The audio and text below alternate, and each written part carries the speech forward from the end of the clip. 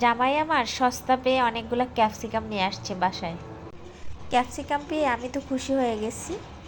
তো ভাবলাম এতগুলো ক্যাপসিকাম ফ্রিজে থাকলে নষ্ট হয়ে যাবে, তার চেয়ে এগুলোকে ফ্রোজেন করে রাখি, আবার না হয় কিনে খাওয়া যাবে। তো আমি আবার আজকে ভাবলাম কি ট্রাইপড দিয়ে একটু ভিডিও করি, কাটাকাটি ভিডিও। দেখি অনেক আপুরা কাটাকাটি ভিডিও দেয়, আমি কখনো দেই নাই। তো ট্রাইপডটা বসিয়ে কাজ শুরু করে দিলাম। দেখেন আমি ক্যাপসিকাম দেখাচ্ছি কোথায়, আমি বুঝতে পারতেছি না আসলে ক্যামেরাটা কোন জায়গায় আমার হাতটা ধরলে ঠিক বোঝা যাবে। এই হচ্ছে অবস্থা।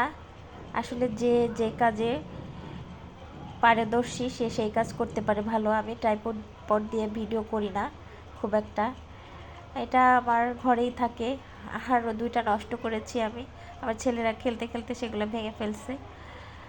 আর এই তো 1.5 বছরের জার্নিতে আমি ট্রাইপড ছাড়া ভিডিও করে এই পর্যন্ত আসছি।